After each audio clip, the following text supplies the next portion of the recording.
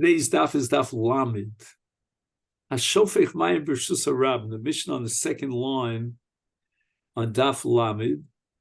A person pours water in the middle of a public thoroughfare. V'huzak b'hen acher, and somebody gets hurt and damaged because of that water. Chayav b'nizko, the shofech who poured the water has to pay compensation. And we're going to see in the Gemara that it really depends upon whether there was a direct hezek or as a result of the mayim, a person took a tumble and slammed into the ground. Hamatznia es hakotz ves hazchuchis.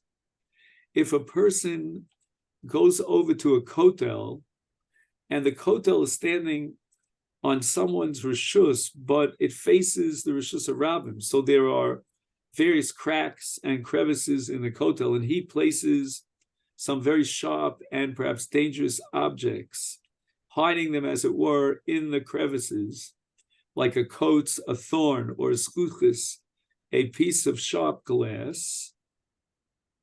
And in addition to those cases of coats and skuchis, hagoder es gidro bekotzim, a person builds a fence made of thorns that are very sharp, and some of them will no doubt affect the rabbin because he places the goder at the very end, the boundary of his field or his courtyard, and people go by.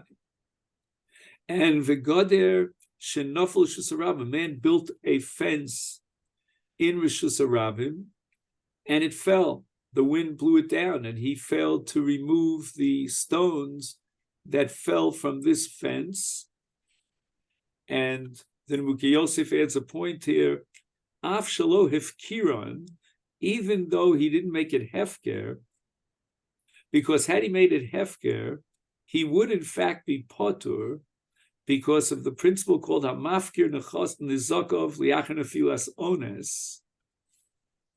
But here he did not make it hefker. And then, in all the above cases, someone is responsible for a dangerous object, a sharp object, or stones in Rishus Harabim, for whose kubahen acherim, others were damaged. Chayav, the Balat HaKola has to pay compensation, bin nizkam, for various reasons, as we go through the sugya inside.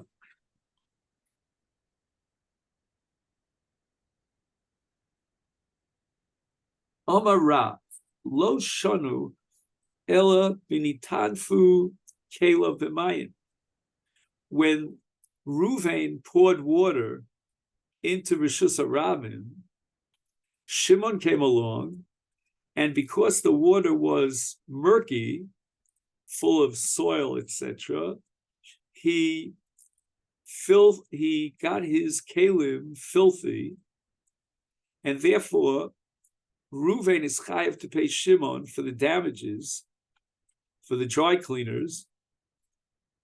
Aval hu atzmo, but if he, Shimon, slipped on Ruvain's water and banged into the karka, potur, then the Balamayim Ruvain is not chayiv. Why?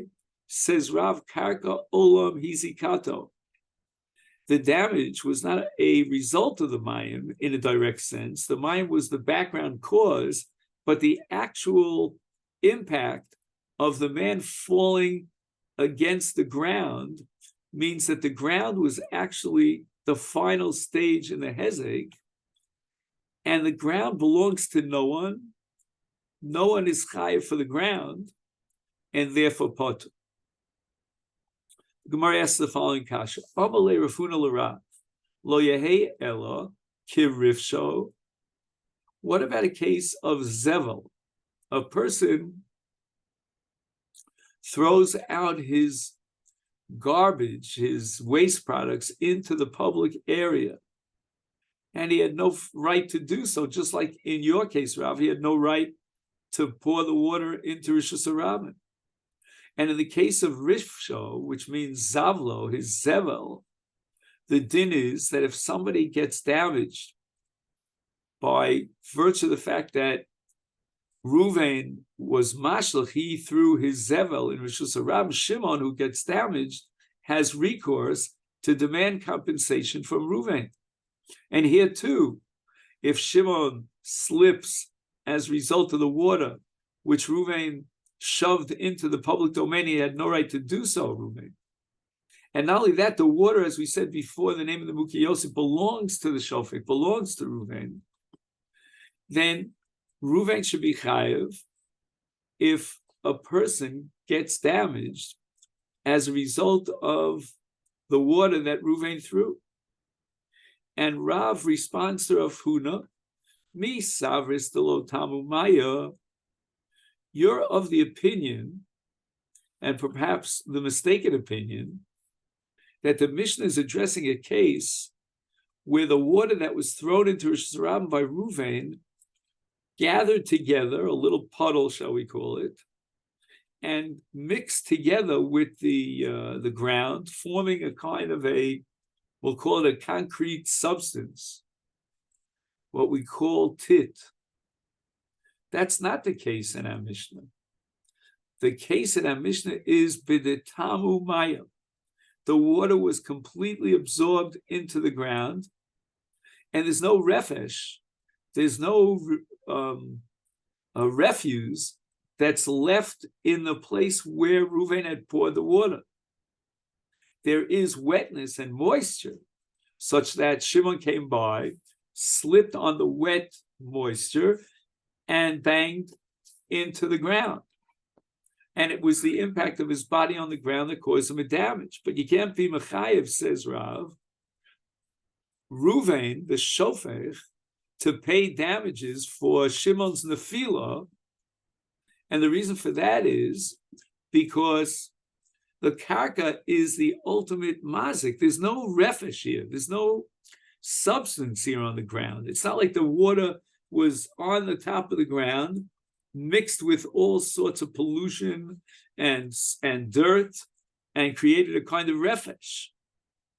And therefore, it's not similar to your case, Rav Huna, where a person was mashlich refesh, and somebody else came along and was damaged with the refesh. The refesh, insofar as it belongs to Ruvain, is a bar b'Rishus Harabim. But if there was no refesh substantively, because the water that was thrown in Rishus Harabim by Ruvain was absorbed into the karka, then although Ruvain doesn't deserve a special gold medal for causing Shimon's slipping on the wet ground, but nevertheless, the ultimate hezek was the impact of Shimon's body on the ground, and the ground is called karka olam. Gemara asks the following question: V'tarti lomali. Back on Daf Chav Ches, we had a Mishnah that taught us that if a person breaks a cod, and as a result, the water, the liquids in the cod spilled out onto the ground, someone else came along and slipped on the wet ground, the Bala Kad, who was responsible for falling and breaking his cod and therefore creating this shfichas mayim in Rishus Harabim, is chayav to pay damages to the one who was nizak. And now, according to you, our Mishnah here on Daf Lamed is basically a repeat of what we learned on Daf Chav Ches.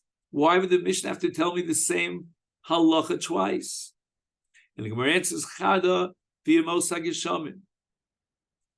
We need one halacha for Yemos hageshamim, and as we'll soon see, another Mishnah for Yemos hachama.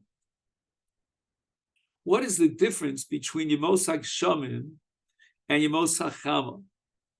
And this is based on a brisa that we're about to learn, and we've seen it in the past, that in Yemos hageshamim, the municipality gives rights, gives what we call an allowance or permission for a person to take his excess waters as they fall from the from the drains in the roof and pour it into Rosh Hashanah. And the Mishnah tells me a big chiddush, that even though he did not violate any law by shficha, by pouring the waters into Rosh Hashanah during Yemos HaGesham, nevertheless, he takes upon himself responsibility for the hezek. Disanya, kol elu she'omru poskin v'voseyen, the garfin me'oroseyen v'yemos hachama ein lahem rishus, u'v'yemos hagsham yesh lahem rishus v'afal pichen, afal pishe b'rishus, im hiziku chayovim l'shalem. In the case of Yemos hachama, during the dry season, when the streets are dry and clean, you're not allowed to be makalkel the streets. You're not allowed to mess them up, so to speak, and make them dangerous by opening up all these drain pipes and allowing the water to roll down from your, let's say, personal courtyard into Rosh Hashanah. Or, for example, to shove your zevel from your courtyard, which is called Goref Moroseyim, into Rosh Hashanah. So there, in the case of Yemos HaGesham, goes without saying that since you had no permission to do so, you've illegally and illegitimately created a bar, a takol in Rosh Hashanah. But the chiddush here is that even in Yemos HaGesham, when the streets are already meluchok, they're already dirty, they're wet, they're muddy, and therefore you're allowed to take your waters and shove them into Rosh Hashanah. Nevertheless, the Chachamim gave the following rules. You're allowed to do it, but you have to take responsibility for it. Make sure that no one gets damaged, and if anyone is damaged, you have to pay. So we need this halacha twice. If we only had it in the Mishnah once, we would have limited it to Rishus, to Yemos HaChama, where you had no Rishus to be Mashluch Yozevel into Rosh Hashanah. And therefore, it goes without saying, you'll have to suffer the consequences in event that someone is damaged. But we have a second Mishnah now that's telling me even a bigger Chiddush, and that applies to Yemos HaGeshamim when he's legally within his bounds, when he shoves his mayim and so forth into Rosh Hashanah. But nevertheless, the Mishnah is Machadesh that he still has to take upon himself the responsibility for damages.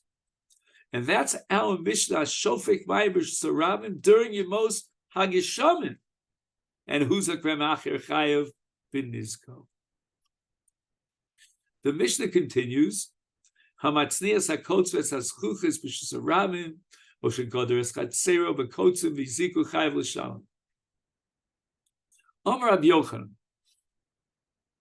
Let's give a little bit of an introduction to the question that Rabbi Yochanan is going to address.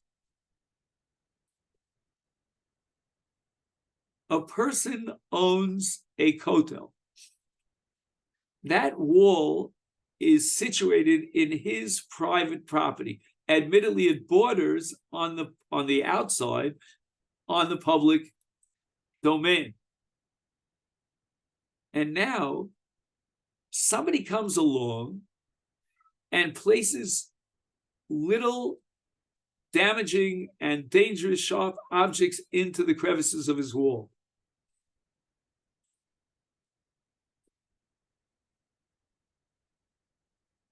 Why does the Mishnah establish that there is a pshia, a negligence on the part of the matzniah?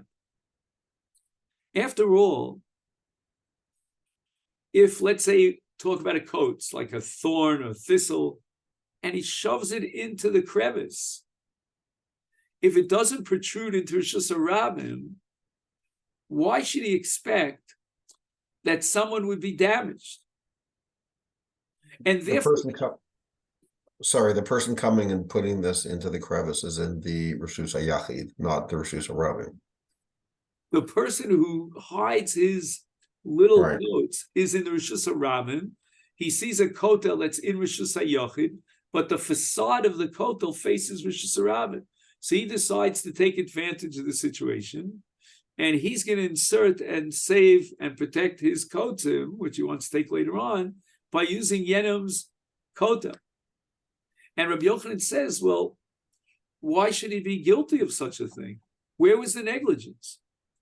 And therefore, Rabbi Yochanan says, Amar Rabbi Yochanan lo shanu, why is he chayav? It's mafriach. Now, in my translation, which is, I use the Masifta, he has a different take on this Mishnah. He says that when the Chachamim said in our Mishnah, Hamatzni, etc., is Huzku Behen Acherim Chayav, who is the Matzniya? So, Ira, I think you were indicating that it could be the Matzniya was the Baal HaKotel. So it's not that, as I described it, Shimon came along and hid something in Reuven's kotel. Right. But rather, Reuven, the owner of the kotel, put kotzim inside his kotel. And the Masifta translates it like that, even though, again, that's not the simple reading of the Mishnah, because the Masifta wants to link up Hamatznias HaKotz with Goder's Gidro. And Goder's Gidro, I thought, was the second case in the Mishnah, where we're talking about Reuven the Balabayas, who puts up something in his Rishus. But the Masifta understands that it's all one linkage. And the common denominator is that in the Mishnah, it's Reuven the Balabayas who's creating a takola. Says Rabbi Yochanan, why is he creating a takola? He is Sachakol. At the end of the day, he's putting objects into his own kotel. Zot Rabbi Yochanan lo shonu ela mafriach. It means that the kotzim that he put protrude out into Rishus HaRabim. So it could very well be that this crevice goes duch and duch, goes from one side to the other. And the Balabayas places objects that are dangerous inside the crevice on his side, but they protrude into Rishus HaRabim. That's called mafriach. Avol mitzamtzem lo. If, on the other hand, he makes sure, we're talking about Reuven the Baal HaKotel, to guarantee that nothing protrudes into Rishus HaRabim, so that basically the coat ends on the other side, the Rishus HaRabim side, but at the opening of the crevice, he's not chayiv. And the Gemara says, why? My time potter ravacha v'reiv avika l'fisha ein darkan shel bnei adam lisponim b'ksolim. A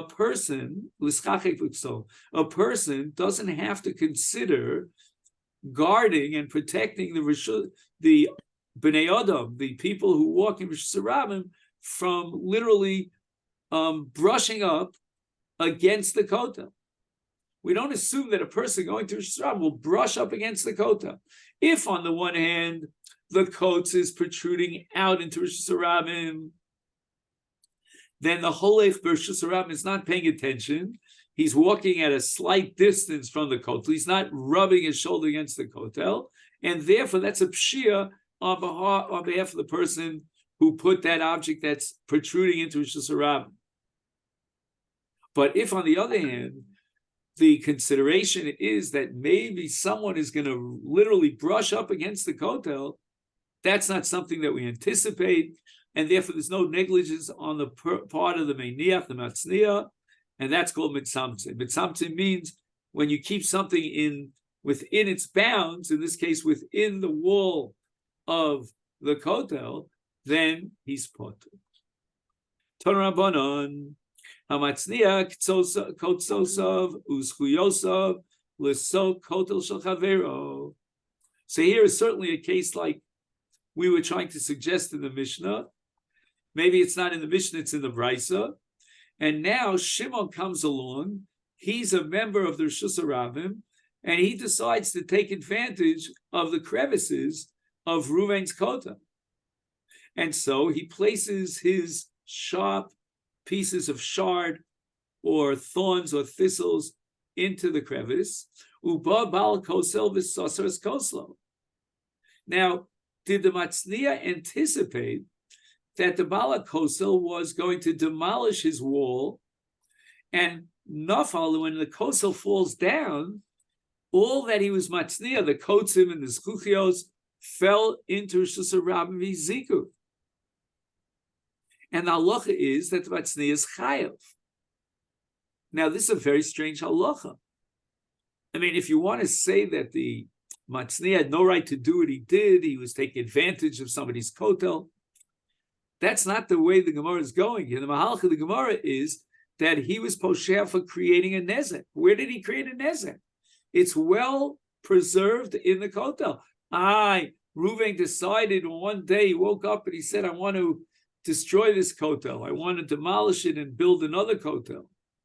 Is that something that Shimon should have anticipated? He should have anticipated, because that kotel was doomed, was designated for demolishment, for being demolished. And the reason for that is it was a kotel ra'ua. And Chazal teach us that a person is not permitted to allow a kotel to be ra'ua. So Tosas Dibra Maschel V'chayav is going to raise the following question. I'm sorry, Dibra Maschel V'kosel ra'ua.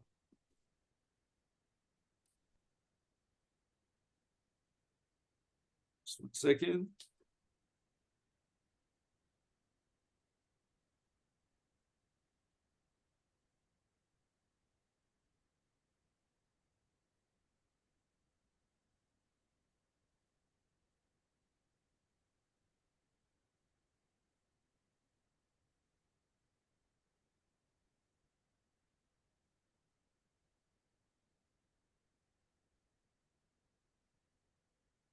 It's the third Tosas from the top. V'chayav balakosi yitoma kosel ra'ua nami boile lasukya daite shemetz niyam sham shoysa bari.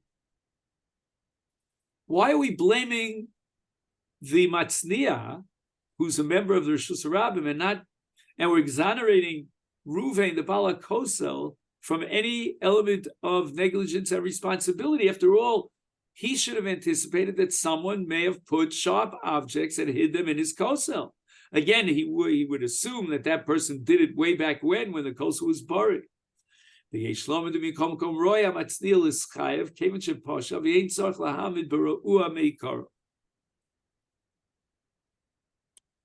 So Tosas makes a distinction between Matzniya A and Matzniya B. Matzniya A put the shard or the needles, whatever it was, while the kotel was ra'ua, and that's his pshia, anticipating full well the demolishment of the kotel. And Matzniya B is a case where he put the sharp objects into a kosel bari. And if he did so, then we shift the responsibility and the negligence over to the Bala Kosel. He should have anticipated that maybe there are very sharp objects in his Kosel. And therefore, when he demolishes his Kosel, he should make sure that there are no sharp objects that are now begeder barbish l'saram.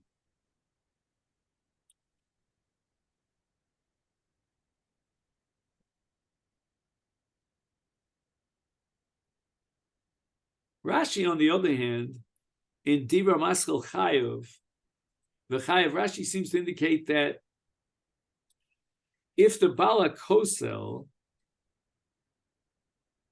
was aware of the Kotzim and the Zchuchios, then he would have to make sure that they are not falling in the middle of a Shusarav. He has to take care of protecting them. But he doesn't have to go around looking in his kotel, take out a flashlight and see, hey, are there any things inside the crevices? Omar Avina Zoso Meres, from this din that we saw in the Brisa, that a person who hides and inserts these sharp objects into a wavery, the tower piece that's about to fall, he has to pay compensation for the nezek because he should have entertained and anticipated that they would demolish the kosel. Let's derive the conclusion that a machase boro bidolyo shel chavero Uba bal dli v'notal dolyo, chayav bal abor. Ruvain dug a bar. And then he took a cover from Shimon. And without even asking Shimon, he used this covering. It came from some sort of a vessel, and he put it on top of the bar. Well, the Baal Adli, the owner of the vessel, will call him Ruvain. He comes along and he says, "What do you mean? Shimon took my vessel and he used it for his purposes. I'm gonna take it back. I want to retrieve my deli." And in this case, Shimon, who took back, Shimon who dug the bar, is going to be negligent. Why? Because Ruvain has a right to regain possession over his deli. Shimon who dug the bar should have understood that he was taking someone else's deli, and that person would come and remove the deli and retrieve it. It's his. He has rights to do so. So the Baal Bar remains chayav. And this, according to Ravina, parallels the case of a kosel ra'ua, where you have to anticipate that someone is going to take away that which protects your coats, that which is preventing your coats from being a takola b'reshus harabim, a dangerous object for the rabbim. He's going to take away his kosel because the kosel ra'ua. And by doing so, he's going to expose your hatzna, meaning your coats and zchuchas, to reshus harabim. And so too, if you take someone else's dolio, some kisui bar, and you cover that belongs to someone else, and you cover the bar, you have to anticipate that he will come along and take back his kisui bar. Frekting more pshita. Obviously, there are two cases here that are analogous. Why did Ravina have to tell me zosomeres? Classic structure in Shas. When you have a zosomeres, you'll always find the word pshita after zosomeres. In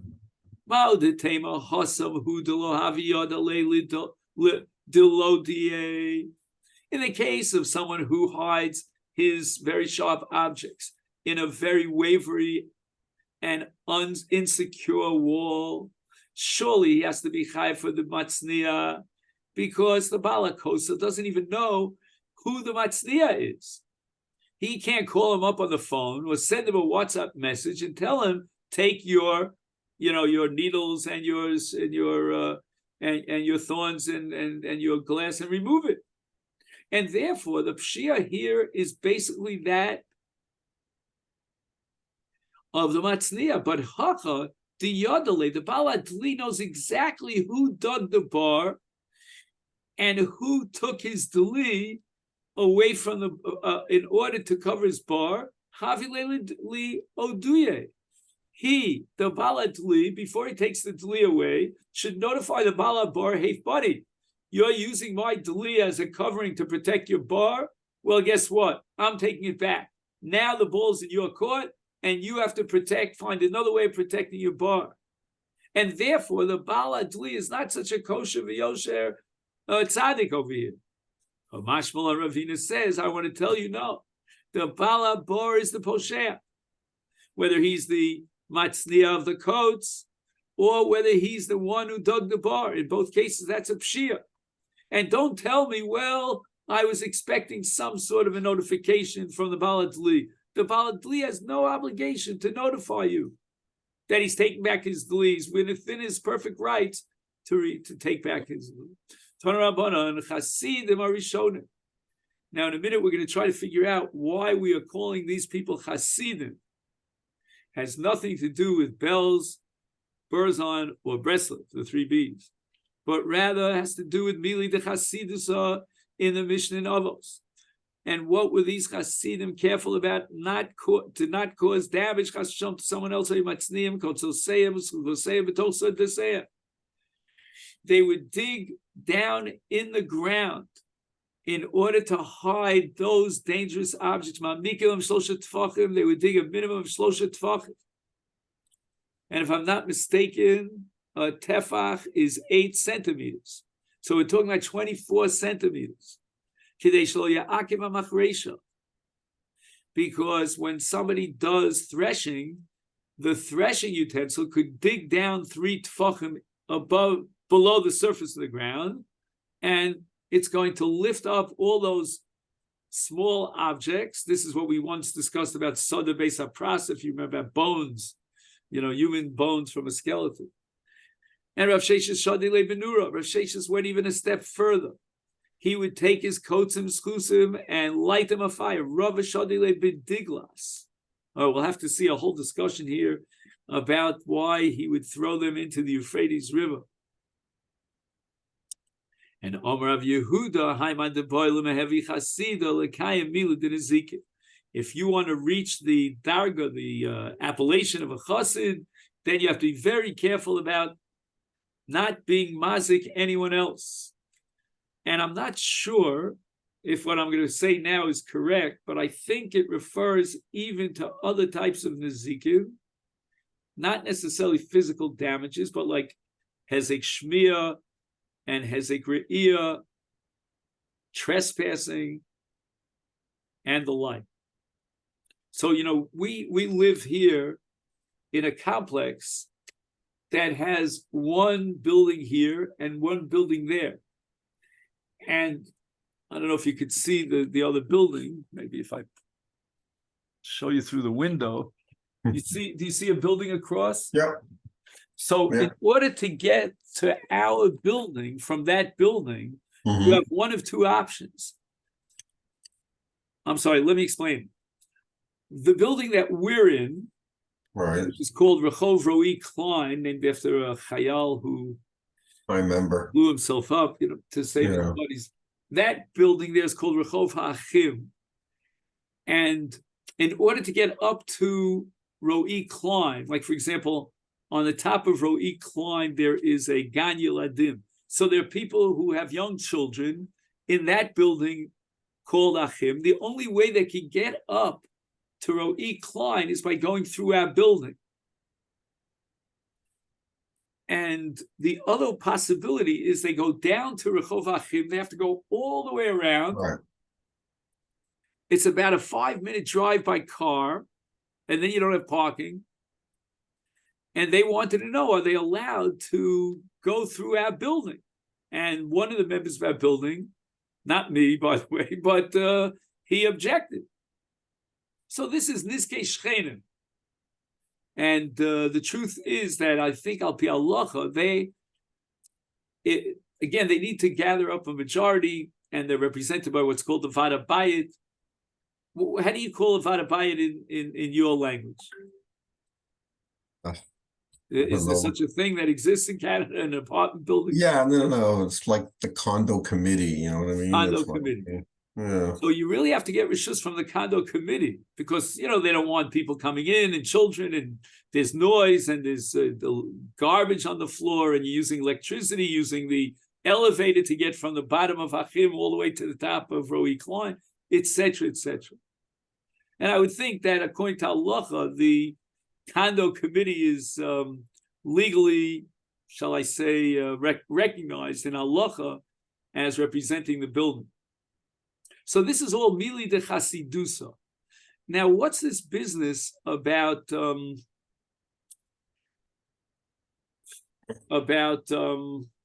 what's the best way to get rid of these mazikim, these kotzim and zchuchios? So he quotes here a Maral Miprag. Maral Miprag says that each Hamora thought he was one-upping it, on the previous Hamora. And even though basically in any of these three methods, you could certainly rest assured that you're guaranteeing Hezek, the first day nevertheless prefers to hide the mazik in the coats and the zchuchis inside the character. You can't see it. Once you burn it, you know what? There's still something left after the burning. I mean, we like to call it afer, but it's still something that could be mazik. However, Rava used to throw it into the nahar, into the river, and then it would be dragged far away. Perhaps Rav Sheshes shied away from the river idea. He wanted to burn it. Or, as we saw, Rav Sheshes wanted to bury it. Not Rav Sheshes, I'm sorry. What was the first opinion? The Hasidim Rishonim, they're unnamed, the anonymous. Maybe if you throw it into the Nar, then you don't know where the Mayim will bring it, and maybe it'll somehow damage someone. And again, each one was trying to find the maximum, how should I say, the best method of getting rid of these objects. Rava Omar, Mili de Avos. If you want to achieve the Madrega and the appellation of a Chassid, then you should be Mekayim Divrei Chasidus of the Avos. And Avos is a reference to Masechet Avos in the 5th parak, and that's called Omer Shali Shalcha V'Shalcha Shalcha. I'm not going to take from you, and anything that I have, I want to share with you as if it were yours. That's a Madrega of Chasidus. And the Chafetz Chaim points out that this is the level of the Maaseh of our Avos. And if a person wants to be a Chassid, he should analyze the Chasidus of Avram Avinu and the Avod of Yitzchak and the actions of Yaakov. These are all the Yesodei Torah, the fundamentals of the Torah. And if he learns to imitate the Avos, he's a chassid. Others say mili de brachos. Now the word brachos here really means tfilos. And the Gemara says in Brachos Daf Lamed Amud Beis that Chasidus means that the Chasidim are Rishonim, the old-time Chasidim, the original real Makoi Chasidim used to wait an hour before they daven in order to have Kavanas Alev to HaKadosh Baruch.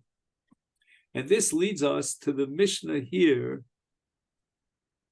in the second Mishnah on Daf Lamed Amud Aleph. I'm just going to take a minute's break to get a drink, which I should have done before.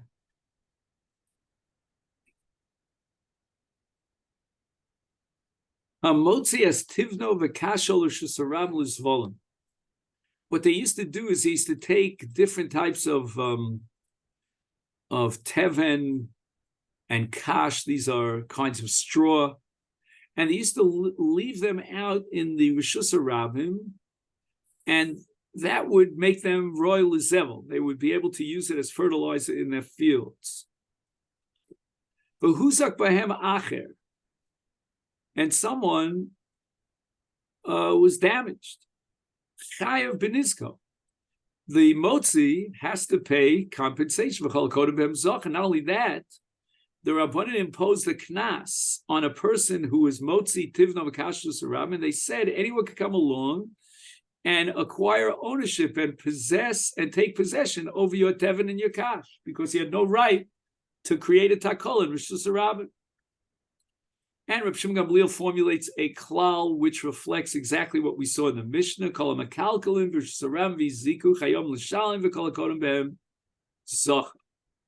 So if you leave a takol in Rishus Harabim, then not only will you have to pay damages to the nizak, but moreover, anyone could come along and acquire ownership on it. That's the knas that the Chachamim imposed. Ha'hofech es hagol b'Rishus Harabim, a person finds feces in Rishus Harabim, and he takes them from one place and puts them in another place, v'huzak b'macher in the second place, or you turn it upside down, then in all these cases, chayav b'tashlumin eziko, the hofech is considered as if he took the takola that was there previously, and now he sort of replaced it with another takola, even though it's the same physical object.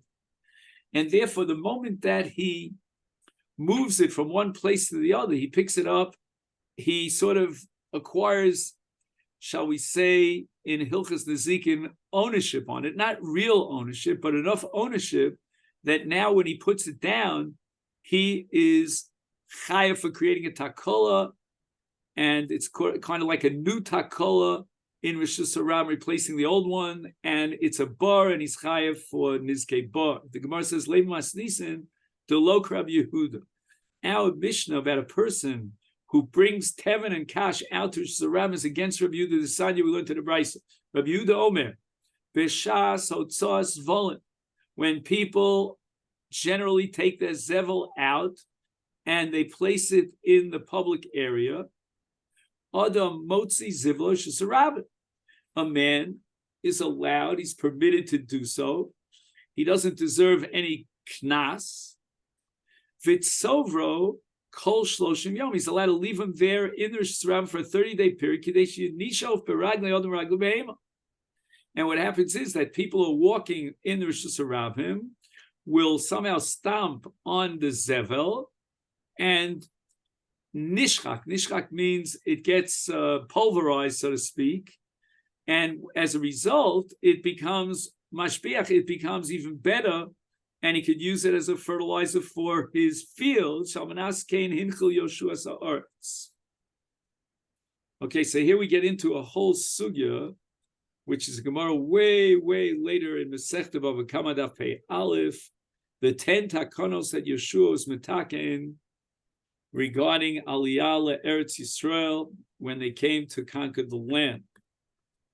And he made this takona even for those who live in Chutz La'aretz. The Rambam has an entire list of them in the 5th parak of Niskei Mamon, and Rabbi Yehuda holds that this is one of the 10 takonos, that people should be makpid one on the other. Each one is mochel to the other one, and so the Rabbim allow people to take their zvolim out into Rishus Harabim in order to enhance them, that they should be able to function as fertilizer. And therefore, according to Rabbi Yehuda, it would seem that if he had rights to do this in Rishus Harabim, as far as Takonas Yoshua, he should not be chai for damages. There's no element of negligence. But on the other hand, as we said earlier, sometimes, like in the case of Podkim Bivoseyam, Bimos Hageshavim, they allow you to do it, but with this stipulation and on the condition that you'll pay for damages. Afilu Tamer Rabbi Yehuda, Mod Rabbi Yehuda Shem Hizik Mishalim Asher Hizik.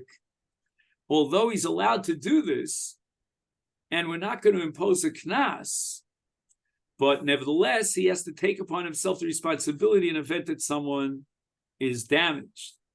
Frek the Gemara of Atanan, we had a Mishnah earlier on Daf Samach.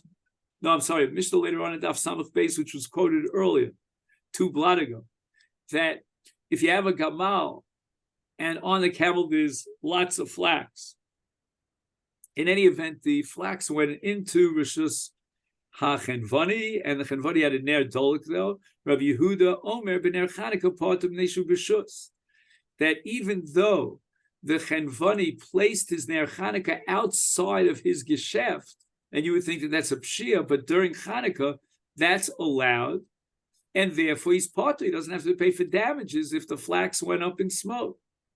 My love, mishum rishus bezdin. We see that once bezdin allows you to put your candle, your little Chanukah candle, outside your gesheft, then you don't have to pay for tashlumin. The responsibility to protect hezek and prevent it now shifts from the Baal Haner over to the Holchim Rishus Harabim. So why not say the same thing with regard to the Takonos Yoshua of Zevel in Rishus Harabim? Lo, the Gemara says this is not Rishus Bezdin that patters him up, but rather Rishus Mitzvah.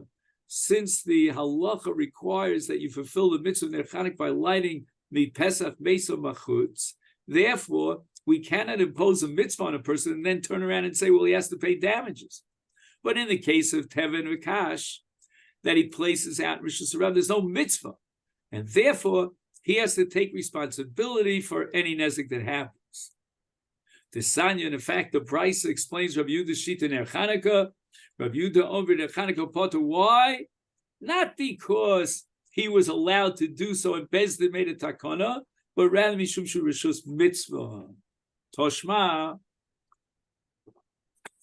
we learned in a Brisa called Elu She'amru.